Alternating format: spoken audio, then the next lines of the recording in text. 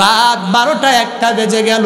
হঠাৎ করে মা চোখের পানি ফালাইয়া, গভীর রাত 1টা বাজে, মা চোখের পানি ফালাইয়া কান্দে।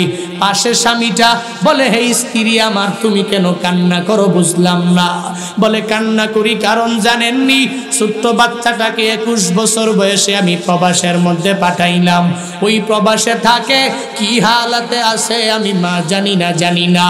তবে আমি একটু আগে স্বপ্নের মধ্যে পড়িয়া আমি মা কি যেন দেখতে পেলাম, আমার এই সন্তানটা কি যেন একটা বড় আঘাত পায়া গেল। স্বামী বলে, তুমি কেমনে দেখছো? মনে হয় এই স্বপ্ন তোমারে অন্য কেউ দেখাইছে। না, আমার সন্তান মনে হয় অনেক ভালো আছে। ফজরের পরে হঠাৎ করে মায়ের ফোনের মধ্যে ইমুতে কল চলে আসলো। সন্তানের পাশে থেকে একজন সন্তানের পাশের বন্ধু জানায়া দেয়, হে সন্তানের মা, আপনার সন্তান হঠাৎ করে স্ট্রোক করে হঠাৎ করে জমিনে পড়ে গেল। আমরা দরিয়া হসপিটালের বেডে নিয়ে গেলাম। বলে, কয়টা বাজে? বলে, রাত 12টা বাংলাদেশের সময়ে। বলে, আমি মাতে ওই সময় স্বপ্নে দেখলাম আমার এই সন্তানটার এই করুণ পরিস্থিতি। স্বপ্নটাও ফলে গেল, আমার এই সন্তানটা কি হালাতে আছে আমি জেনে গেলাম। ওইটা মাই বুঝে, দুনিয়ার কোনো বান্দা বুঝবে না। ওইটা মাই জানে, দুনিয়ার কোনো মানুষ বান্দা জানে না। ওই ছোট্ট সন্তানটারে নিজে টাকা দিয়া সৌদি আরবে যেই মায়েরা সন্তানটারে পাঠাইয়া দেয়, ওই মাই তো জানে সন্তানের কি পরিমাণ মায়া। ওই মাই তো ভালো করেই জানে সন্তানের প্রতি কি পরিমাণ মায়া। কারণ জানে সন্তানটা আমার কুলের মধ্যে লালিত পালিত হয়ে যাবে। এই সন্তানটাকে জোর করে আমি প্রবাসের মধ্যে পাঠাইলাম। হে বান্দা, ওই মায়ের মনের মধ্যে এর পরেও তো তুমি কষ্ট দিতে দেরি করো না। বাহিরে যাইয়া মনে করো আমি অনেক টাকাওয়ালা হয়ে গেলাম, সন্তান ভালো, কিন্তু সন্তান যে একটা বউ আনলো, বউটা দাজ্জাল মার্কা। কেমন জানেননি? সন্তানটারে লালন পালন কইরা মা বড় করলেন। মা অনেক মায়া কইরা সন্তানটাকে বড় কইরা বিদেশে পাঠায়া দিলেন। ওই সন্তানটারে বিয়া কইরা 1 বছর পরে সন্তান বিদেশে চলে গেল। এখন মা বাবা বাংলাদেশের জমিনের মধ্যে আরামেও ঘুমাইতে পারে না, আরামেও খাইতে পারে না। কত দাজ্জাল মার্কা ওই প্রবাসীর বউরা ওই মায়ের যেই পরিমাণ আঘাত দেয়, আছে না নাই? ও মনে করে এই ঘরের মধ্যে আমি তো সবচেয়ে বড় মালিক, এই ঘরের মধ্যে আমার জামাই বড় টাকাওয়ালা, এই ঘরের মধ্যে আমি সবার উপরে প্রেসার দিয়ে দিব। আমার কথা আমার দেবর শুনবে, আমার কথা আমার বাসুর শুনবে, আমার কথা আমার শাশুড়ি আম্মা শুনতে হবে, আমার কথা আমার শ্বশুর আব্বা শুনতে হবে। কারণ এর একমাত্র কারণ হলো সে তো মনে হয় আমার স্বামী বড় লোক, এর মানে আমিও বড় লোক, এই ঘরের মধ্যে কর্তৃত্ব চলবে আমার। হে সন্তানেরা, নিজের বউরে প্রায়োরিটি দিয়া ওই মায়ের মনে তুই আঘাত দিও না। কারণ মা তোরে অনেক মায়া করে বড় করলেন, গর্বে নিয়ে মাই বড় করলেন।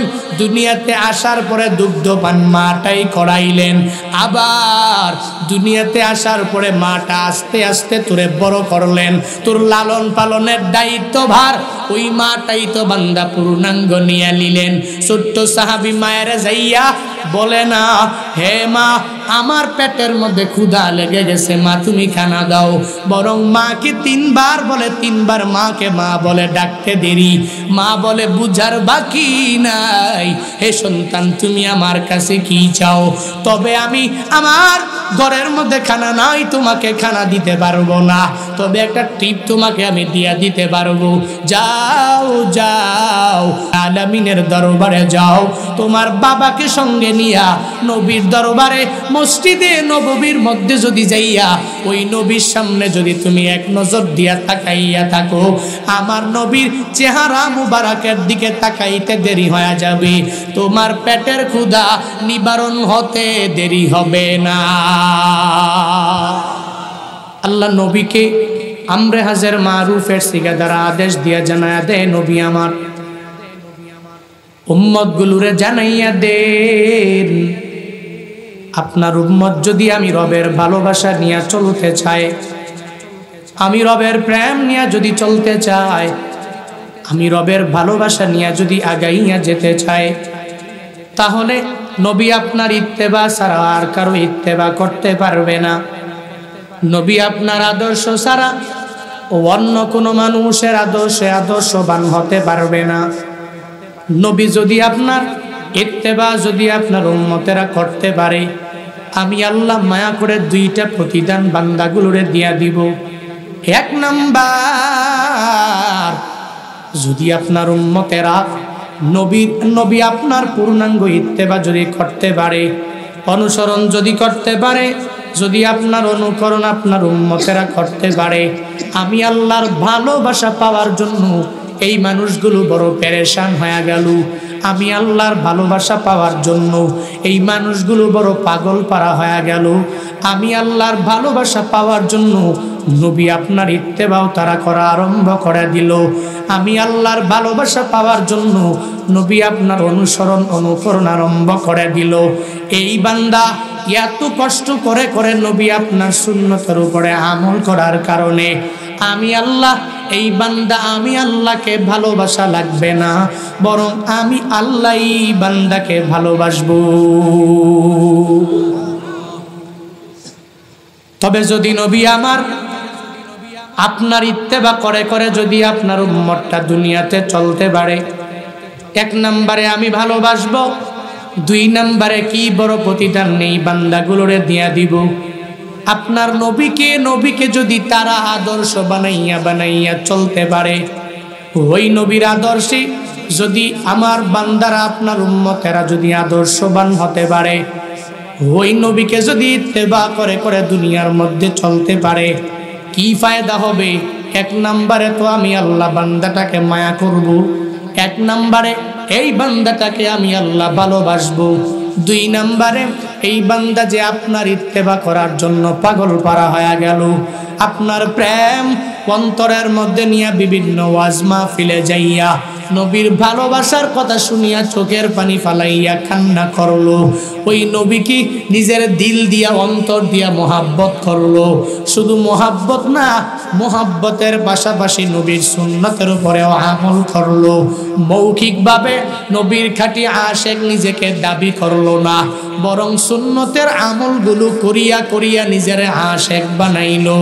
আল্লাহ বলেন, নবী আমার আপনার উম্মতেরা যদি আপনার ইত্তেবা করে করে দুনিয়াতে চলতে পারে, এক নম্বরে ভালোবাসলাম, দুই নম্বরে এই বান্দার পুরা জিন্দেগিতে এমন কোনো গুনাহ নাই এই বান্দাটা দুনিয়াতে করলো না।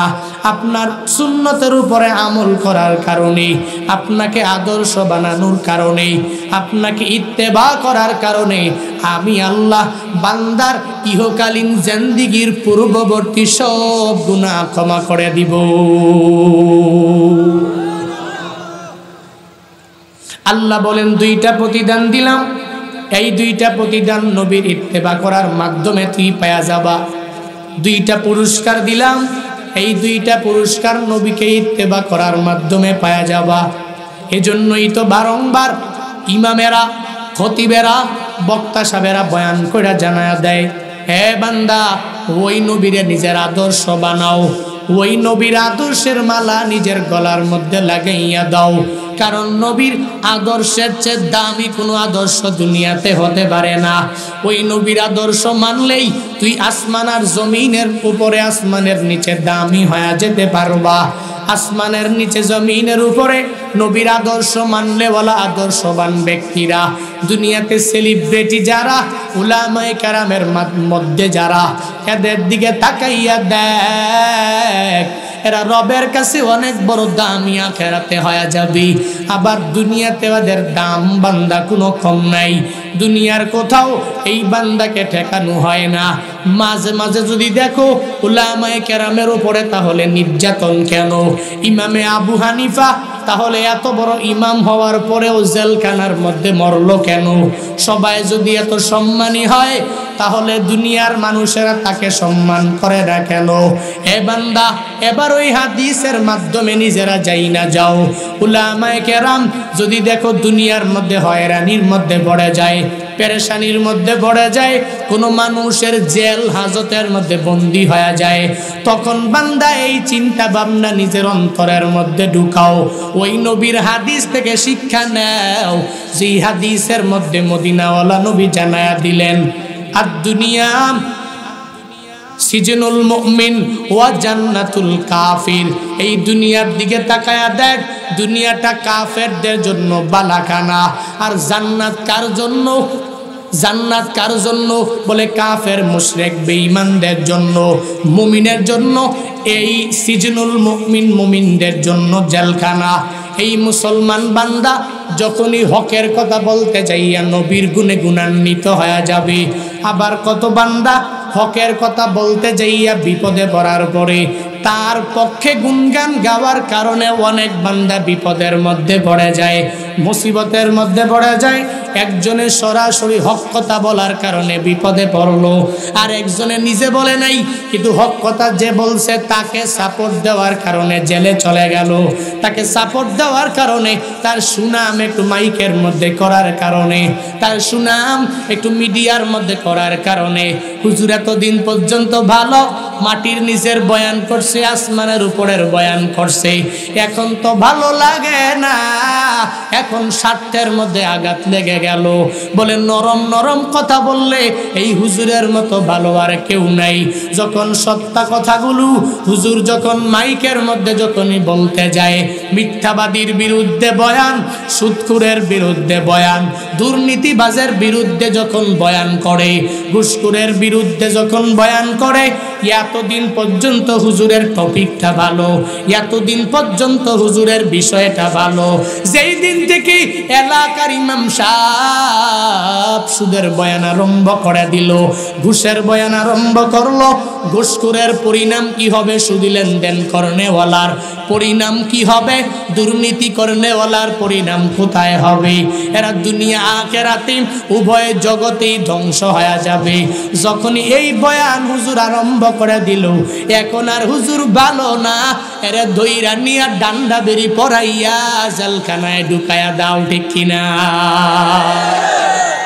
এতদিন পর্যন্ত যেই হুজুরটা তো ভালো, এই হুজুর ছাড়া আমার চলে না, এই হুজুর ছাড়া আমি মিলাদ পড়াই না, এই হুজুর ছাড়া আমি ঘরে দোয়াও পড়াই না, এই হুজুর এত ভালো, এখন স্বার্থে আঘাত লাগার কারণে হুজুরের বাদ দিয়া দাও, ইমাম আরেকটা মসজিদের মধ্যে নিযুক্ত করে দাও, খতিবার একটা নতুন করে মসজিদের মধ্যে নিযুক্ত করে দাও, কারণ আল্লাহরই বান্দার স্বার্থে আঘাত লেগে গেল।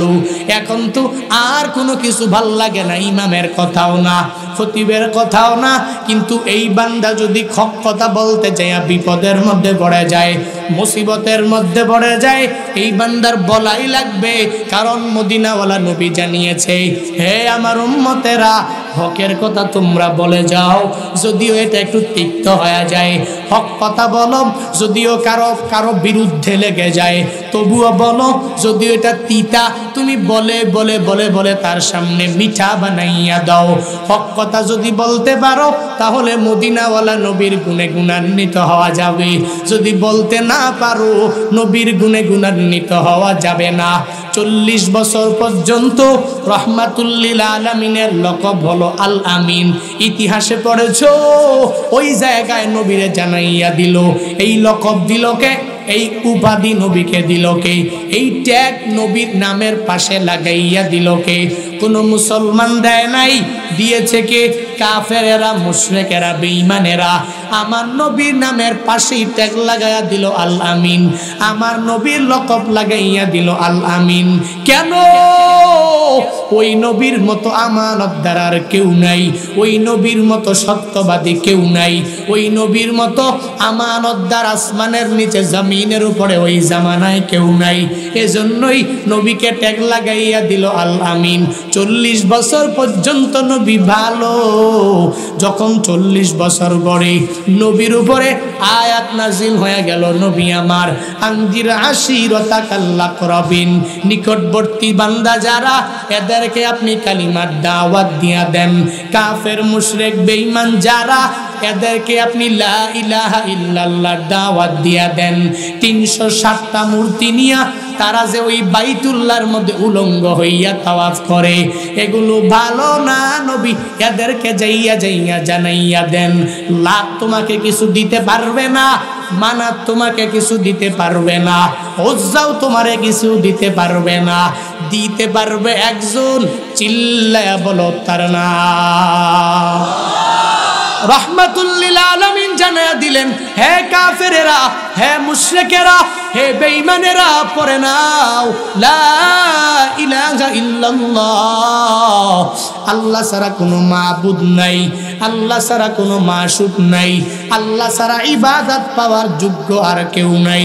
যেদিন থেকে বলল এখন তো নবী আমার ভালো না, কারণ হকের কথা নবী যখন সবার কাছে পৌঁছায়া দেয় তখন তো এদের স্বার্থের মধ্যে আঘাত লেগে গেল। মূর্তি পূজা করার ক্ষেত্রে নবী আমার বলেন না না, মূর্তি পূজা করা যাবে না। তখন স্বার্থের মধ্যে আঘাত চলে আসলো। যদিও আঘাত লেগেছে তবুও নবী হকের কথা বলতে যাইয়া পিছনে গেছেনি। বলেন, নবী পিছনে যায় নাই, বরং হক কথা বলেছে। যদিও এটা তিক্ত হয়ে যায়, নবীর সুন্নতের যেই বান্দা আসে ওই বান্দা সর্বাবস্থায় নবীর গুণে গুণান্বিত হবে, ওই নবীকে ইত্তেবা করবে, ওই নবীকে নিজের আদর্শ বানাবে, ওই নবীর আদর্শে নিজেও আদর্শবান হয়ে যাবে। যদি হতে পারে তাহলে এই বান্দা রবের কাছেও দামি হয়ে যাবে, রবের কাছেও অনেক বড় সম্মানী হয়ে যাবে। এই বান্দার দুনিয়াতেও কল্যাণকামীদের অন্তর্ভুক্ত হয়ে যাবে। যদি দেখো দুনিয়াতে কিছু সময়ের জন্য সময় বড় খারাপ, কিন্তু মনে রাখবা এই সময় খারাপ বেশি দিন পর্যন্ত বান্দা থাকবে না, বরং একটা প্রতিদান রবের কাছে অবশ্যই অবশ্যই বান্দার জন্য রইল। আল্লাহ বলেন ওই নবীকে ইত্তেবা করে নাও, নবীর ইত্তেবা করলে দুইটা প্রতিদান পেয়ে যাবা। এক নম্বরে আমি আল্লাহ তোমাকে ভালোবাসবো, 2 নম্বরে জিন্দেগীর গুনাহগুলোকে ক্ষমা কইরা দিয়া দিব। হে বাঞ্ছারামপুরের মুসলমানেরা, ওই নবীর ইত্তেবা যদি করতে চাও তাহলে নবীর আদর্শের মধ্যে বান্দা কোনো মিথ্যা নাই। তুমি নবীকে যদি নিজের অনুসারী যদি নবীর হতে চাও, নবীর একজন খাঁটি ফলোয়ার যদি নিজের বানাইতে চাও, জিন্দেগিতে মিথ্যা বলা যাবে না। নবীরে ইত্তেবা করতে হলে ওয়াদা করে ওয়াদা খিলাফ করা যাবে না। নবীকে ইত্তেবা করতে হলে আমানত রাখলে খিয়ানত করা যাবে না। নবীকে ইত্তেবা করতে হলে চুগলখড়ি করা যাবে না। নবীকে ইত্তেবা করতে হলে বিটিএস এর ফ্যান হওয়া যাবে না। নবীকে ইত্তেবা করতে হলে অন্যায় অপরাধ করে যারা এদেরকে নিজের ফলোয়ার বানানো যাবে না। নবীকে ইত্তেবা করতে হলে নবীর বাইরে দুনিয়ার কেউ আমার আদর্শ হবে না। দাড়িটা কেমন ভাবে রাখবো ওইটা নবীর আদর্শ অনুযায়ী রাখা লাগবে। মুস্তা কিভাবে আমি রাখবো ওইটা মদিনাওয়ালা নবীর আদর্শ অনুযায়ী হয়ে যাবে। চুল আমি কেমন করে কাটবো ওইটা মদিনাওয়ালা নবীর আদর্শ অনুযায়ী হয়ে যাবে। পোশাক আমি কেমনে পরবো ওইটা মদিনাওয়ালা নবীর আদর্শ হয়ে যাবে।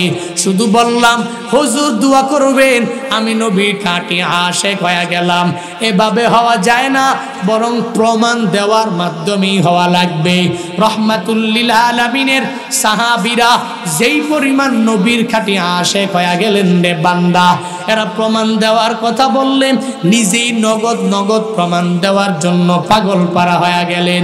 নবীর এক সাহাবী বয়স, রাবিরা বলেন কেউ বলেন 11, আবার কেউ বলেন বয়স হবে 13। ছোট্ট বাচ্চা, সন্তানটাও সাহাবী, বাবাটাও সাহাবী, দুইজনই সাহাবী। কারণ রহমাতুল লিল আলামিনের হাতে কালিমা পড়নেওয়ালা মুসলমান দুইজন সাহাবী। পেটের মধ্যে খানা নাই, ঘরের মধ্যেও খানা নাই, পেটের ক্ষুধার যন্ত্রণা সহ্য করতে পারে না। ছোট্ট ছোট্ট বাচ্চারা যখনই সারাদিন খেলার মাঠের মধ্যে দৌড়ায়, পেটের মধ্যে যখনই ক্ষুধা লেগে যায় মায়ের কাছে দৌড়াইয়া যায় কি যায় না? বলেন, মায়ের কাছে যায়, আর মায়ের কাছে যাইয়া মায়ের ডাইকা জানা দেয়, ও মা পেটের মধ্যে বড় ক্ষুধা লেগে গেল, ও মা তুমি আমার পেটের ক্ষুধা নিবারণ করার জন্য আমারে খানা দাও। দাও, আমি খানা খাইয়া পেটের ক্ষুধা নিবারণ করব। তবে মায়ের কাছে যাইয়া সন্তান স্পষ্টভাবে বলা লাগে না, বরং মায়ের কাছে যাইয়া এই সন্তানটা যখন মারে ডাক দিয়া জানায়া দেয়, হে মা, তুমি আমাকে বলো না, আমার মনে মনে কি চাই তুমি আমায় বলো। দেখবা মা টপ টপ করে ঠাস ঠাস করে বলে দিবে সন্তানের মনের মধ্যে কি চলতেছে। ছোট্ট সাহাবীটা পেটের ক্ষুধা নিয়ে মায়ের দিকে দৌড়ায়, যা বলে, ও মা। একবার যখন মারে ডাক দিয়া দিল, দুইবার মাকে ডাক দিয়া দিল, তিনবার যখন মাকে মা বলে ডাক দিয়া দিল, মা বলে, রে সন্তান আমার, তুই আমি মায়ের তিনবার যে মা বলে ডাক দিয়া দিলাম, আমি মায়ের আর জানার বুঝার বাকি নাই। তুমি আমার কাছে কি চাও আমার জানার বাকি নাই।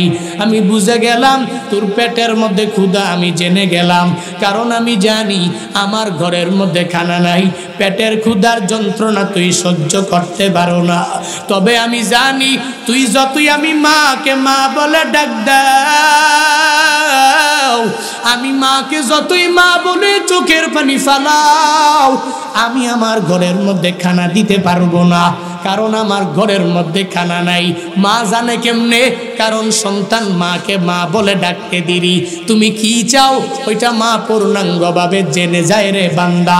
কত মায়েরা বাবারে নিয়ে যখন ঘুমাইয়া গেল, রাত 12টা 1টা বেজে গেল, হঠাৎ করে মা চোখের পানি ফালাইয়া, গভীর রাত 1টা বাজে মা চোখের পানি ফালাইয়া কান্দে।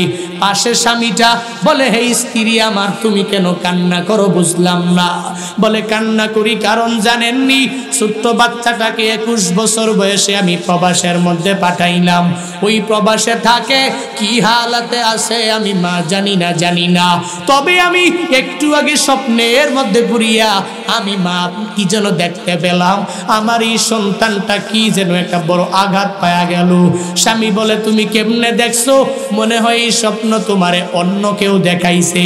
না না, আমার সন্তান মনে হয় অনেক ভালো আছে। ফজরের পরে হঠাৎ করে মায়ের ফোনের মধ্যে ইমুতে কল চলে আসলো। সন্তানের পাশে থেকে একজন সন্তানের পাশের বন্ধু জানায়া দেয়, হে সন্তানের মা, আপনার সন্তান হঠাৎ করে স্ট্রোক করে হঠাৎ করে জমিনে পড়ে গেল। আমরা দরিয়া হসপিটালের বেডে নিয়ে গেলাম। বলে, কয়টা বাজে? বলে, রাত 12টা বাংলাদেশের সময়ে। বলে, আমি মাতে ওই সময় স্বপ্নে দেখলাম আমার এই সন্তানটার এই করুণ পরিস্থিতি। স্বপ্নটাও ফলে গেল, আমার এই সন্তানটা কি হালাতে আছে আমি জেনে গেলাম। ওইটা মাই বুঝে, দুনিয়ার কোনো বান্দা বুঝবে না। ওইটা মাই জানে, দুনিয়ার কোনো মানুষ বান্দা জানে না। ওই ছোট্ট সন্তানটারে নিজে টাকা দিয়া সৌদি আরবে যেই মায়েরা সন্তানটারে পাঠাইয়া দেয়, ওই মাই তো জানে সন্তানের কি পরিমাণ মায়া। ওই মাই তো ভালো করেই জানে সন্তানের প্রতি কি পরিমাণ মায়া, কারণ জানে সন্তানটা আমার কুলের মধ্যে লালিত পালিত হয়ে যাবে। এই সন্তানটাকে জোর করে আমি প্রবাসের মধ্যে পাঠাইলাম। এ বান্দা, ওই মায়ের মনের মধ্যে এর পরেও তো তুমি কষ্ট দিতে দেরি করো না। বাহিরে যাইয়া মনে করো আমি অনেক টাকাওয়ালা হয়ে গেলাম, সন্তান ভালো, কিন্তু সন্তান যে একটা বউ আনলো, বউটা দাজ্জাল মার্কা। কেমন জানেননি? সন্তানটারে লালন পালন কইরা মা বড় করলেন। মা অনেক মায়া কইরা সন্তানটাকে বড় কইরা বিদেশে পাঠায়া দিলেন। ওই সন্তানটারে বিয়া কইরা 1 বছর পরে সন্তান বিদেশে চলে গেল। এখন মা বাবা বাংলাদেশের জমিনের মধ্যে আরামেও ঘুমাইতে পারে না, আরামেও খাইতে পারে না। কত দাজ্জাল মার্কা ওই প্রবাসীর বউরা ওই মায়ের যেই পরিমাণ আঘাত দেয়, আছে না নাই? নাই। ও মনে করে এই ঘরের মধ্যে আমি তো সবচেয়ে বড় মালিক, এই ঘরের মধ্যে আমার জামাই বড় টাকাওয়ালা, এই ঘরের মধ্যে আমি সবার উপরে প্রেসার দিয়ে দিব। আমার কথা আমার দেবর শুনবে, আমার কথা আমার বাসুর শুনবে, আমার কথা আমার শাশুড়ি আম্মা শুনতে হবে, আমার কথা আমার শ্বশুর আব্বা শুনতে হবে। কারণ এর একমাত্র কারণ হলো সে তো মনে হয় আমার স্বামী বড় লোক, এর মানে আমিও বড় লোক, এই ঘরের মধ্যে কর্তৃত্ব চলবে আমার।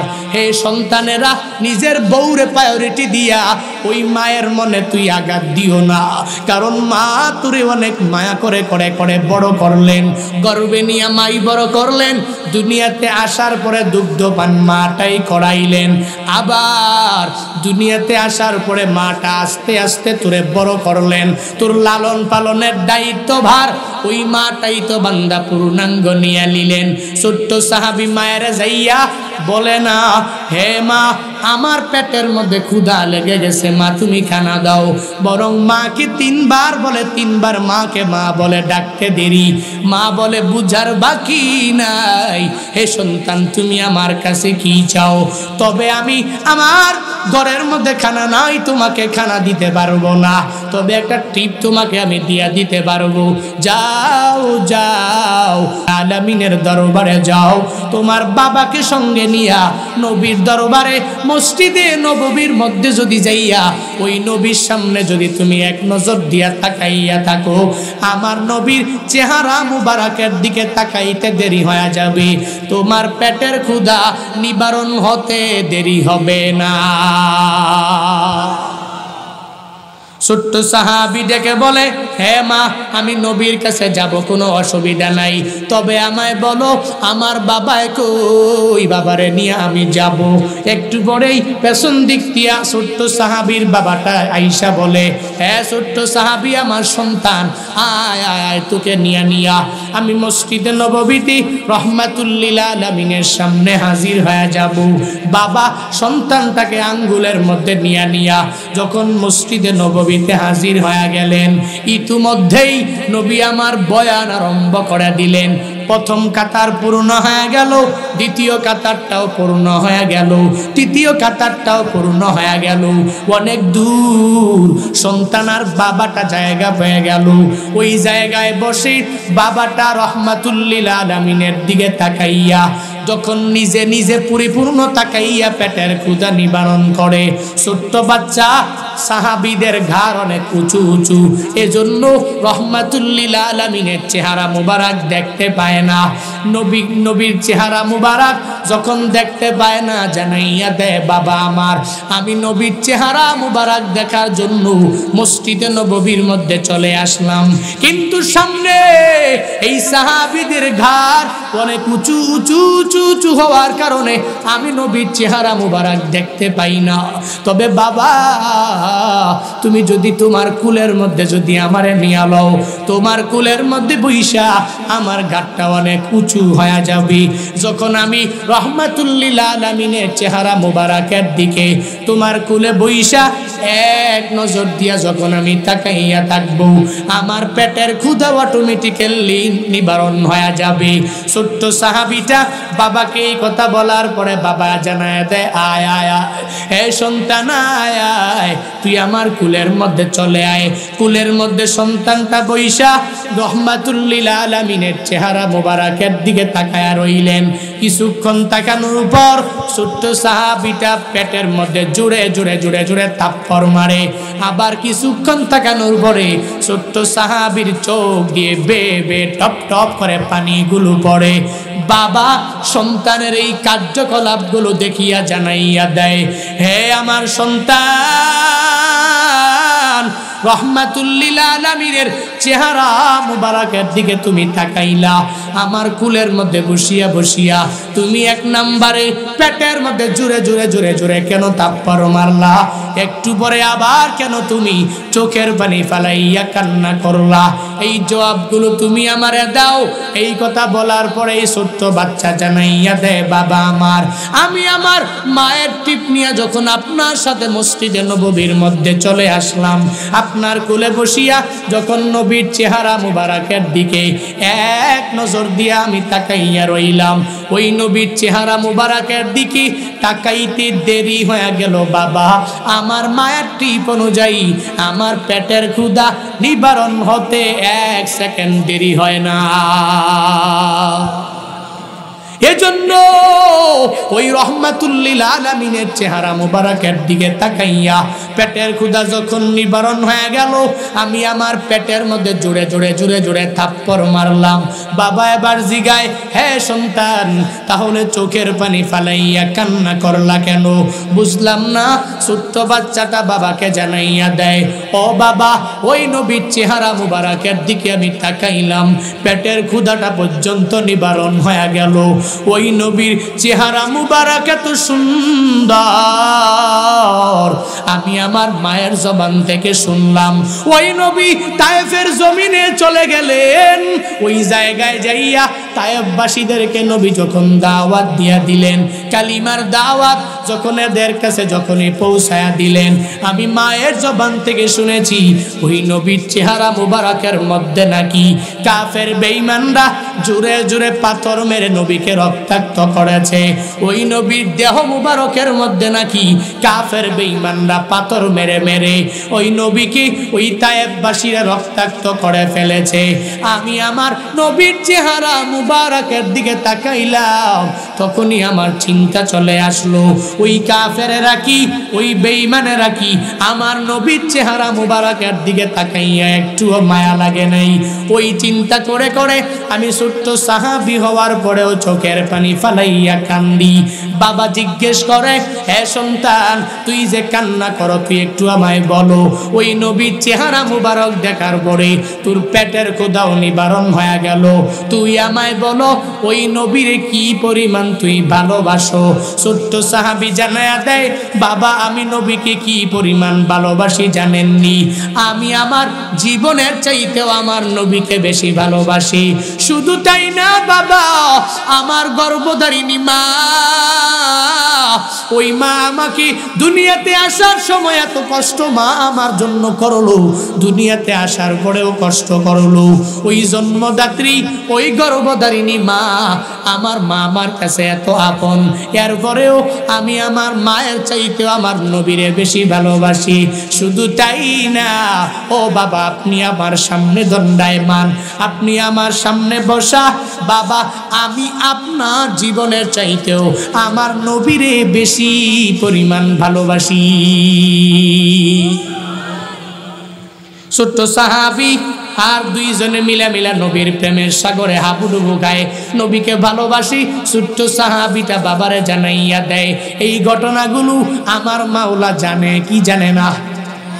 আল্লাহ বলেন, রে জিবরাইল, যাও যাও, ওই নবীর কাছে গিয়া তুমি জানাইয়া দাও, নবী আমার বয়ান করতেছে। 3 কাতার 4 কাতার করে ওই নবীর ছোট্ট সাহাবী আর তার বাবা দুইজনে মিলিয়া নবীর প্রেমের সাগরের মধ্যে ডুব খাচ্ছে। নবীর ভালোবাসা নিয়া ছোট্ট সাহাবীটা কি বলতে চায় নবীরে গিয়া জানায়া দাও। জিবরাইল আসলেন, রহমাতুল লিল আলামিনকে জানালেন। নবী আমার ডেকে বলে, হে সাহাবী ছোট্ট, তুই আমার কাছে আয়। ছোট্ট সাহাবীটাকে কাছের মধ্যে নিয়া নবী আমার বলেন, তুই কি আমারে ভালোবাসো নাকি? বলে, হা হা নবী, আমি আপনাকে অনেক পরিমাণ ভালোবাসি। বলে, কি পরিমাণ? বলে, হে নবী আমার, আমি আমার জীবনের চাইতেও আপনাকে বেশি ভালোবাসি, আমি আমার মায়ের চাইতেও আমি আপনাকে বেশি ভালোবাসি, আমার বাবার চাইতেও আপনাকে বেশি ভালোবাসি। বলে, ভালোবাসো নাকি? বলে, হা। তাহলে বললেই হবে না, প্রমাণ দেওয়া লাগবে। রহমাতুল লিল আলামিন ওই ছোট্ট সাহাবীর কোমরের মধ্যে খঞ্জরটা ঝুলায়া রাখছে, খাপের মধ্যে খঞ্জর। নবী আমার বলে, তোমার কোমরের মধ্যে কি? বলে, এই কোমরের মধ্যে আমি খঞ্জরটা নবী ঝুলাইয়া রাখলাম। কে দিয়েছে? বলে, মা আমার কোমরের মধ্যে ঝুলাইয়া দিয়েছে। বলে, কি জন্য দিয়েছে? বলে, যদি কোনো শত্রুপক্ষ আমার উপরে আক্রমণ করতে চায়, তাহলে আমি এখান থেকে খাপমুক্ত খঞ্জরটা নিয়া আমি আত্মরক্ষার জন্য ব্যবহার করব, মা শিখায়া দিয়েছে। নবী আমার তরবারির খঞ্জরের খাপ থেকে খঞ্জরটা বের করে ছোট্ট সাহাবীর হাতে দিয়া বলে, হ্যাঁ ছোট্ট সাহাবী, যাও যাও, তুমি কি তোমার বাবার চাইতেও আমাকে প্রায়োরিটি দিয়েছো? তুমি কি তোমার বাবার চাইতেও আমাকে বেশি পরিমাণ ভালোবাসো? বলে, হা হা। বলে, তাহলে খঞ্জরটা নিয়ে নিয়ে তোমার বাবার দরবারে চলে যাও। এই সাহাবীগুলোর মধ্যে তোমার বাবার দেহ থেকে যদি তুমি গর্দানটাকে আলাদা করিয়া ওই গর্দান যদি আমি নবীর সামনে এনে হাজির করতে পারো, তাহলে প্রমাণ হয়ে যাবে তুমি মৌখিকভাবে আমি নবীকে ভালোবাসো না, বরং তোমার বাবার চাইতেও আমাকে বেশি ভালোবাসো। ছোট্ট সাহাবীকে বলতে দেরি, ছোট্ট সাহাবী খঞ্জরটা নিয়ে আগাইয়া যায়। ছোট্ট সাহাবী দৌড়ায়, সাহাবায়ে কেরাম চোখের পানি ফালাইয়া কান্দে। আজকে একটা সন্তানের হাতের মাধ্যমে সন্তানের খঞ্জর দিয়া বাবার গর্দানটা আলাদা হয়ে যাবে।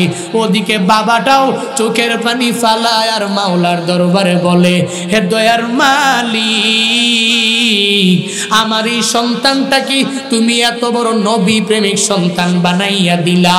আমার এই সন্তান আমাকে দুনিয়া থেকে বিদায় করে দেওয়ার জন্য খঞ্জরটা নিয়ে আমার দিকে আগাইয়া আসছে।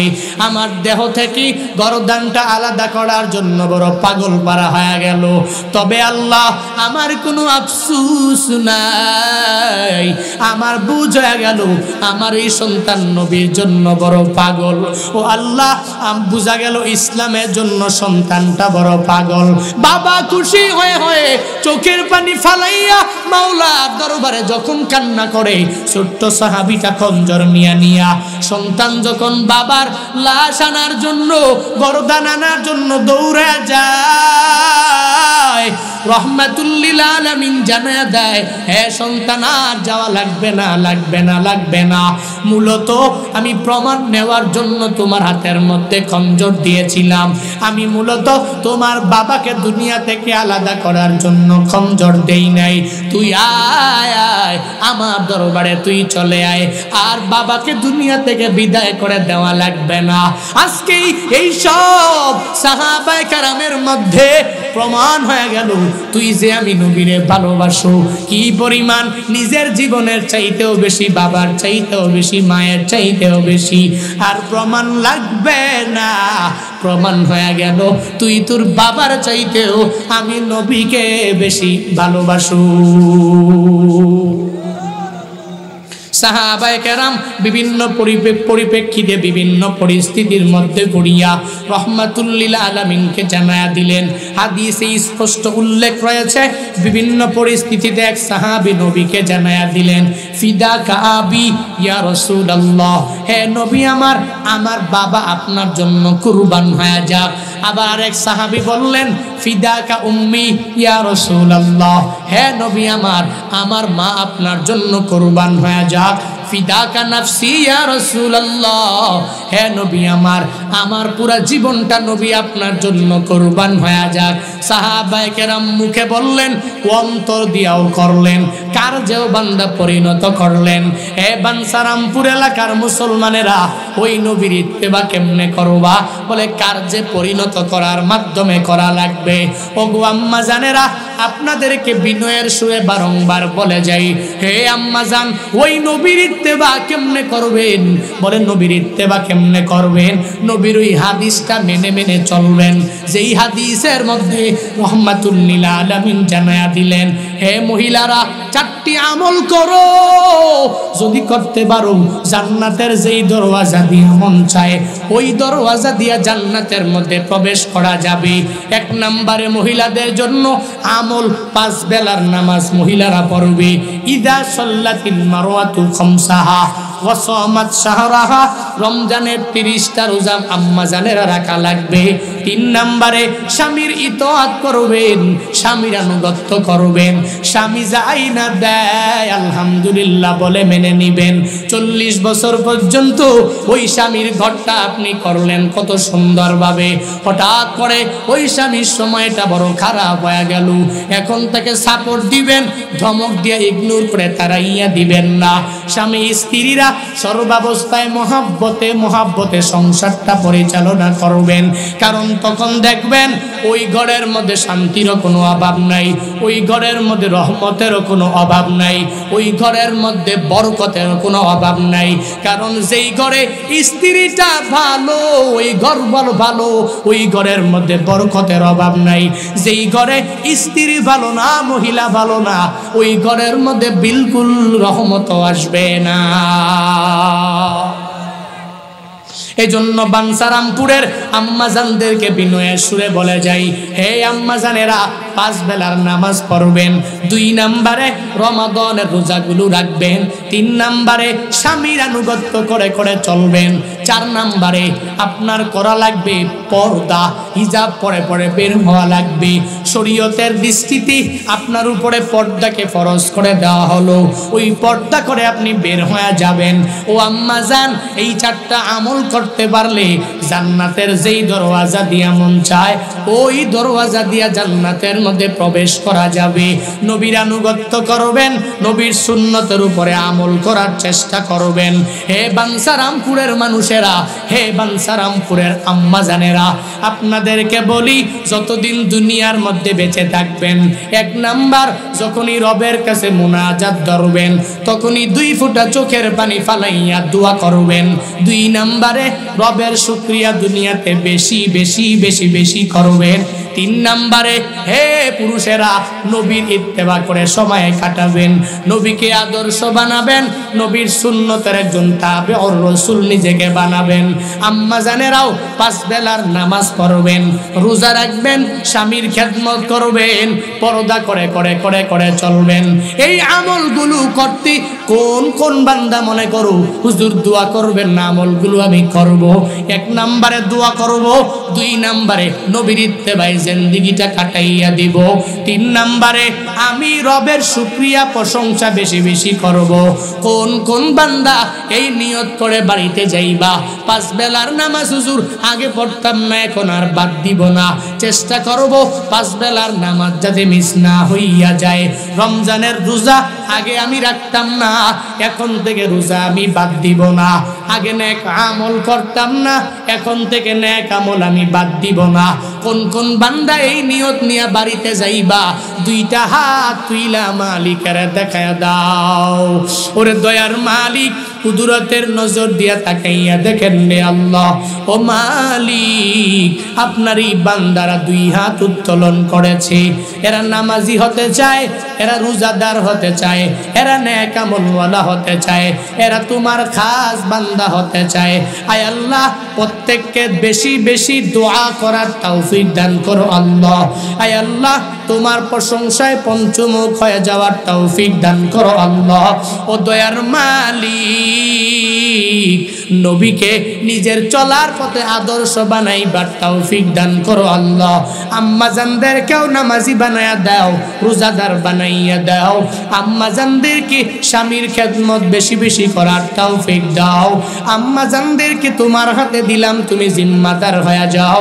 আয় আল্লাহ, আম্মাজানরা পর্দা করে করে করে করে চলতে পারে সেই তৌফিক তুমি সবাইকে দাও। আমিন। আলহামদুলিল্লাহি রাব্বিল আলামিন।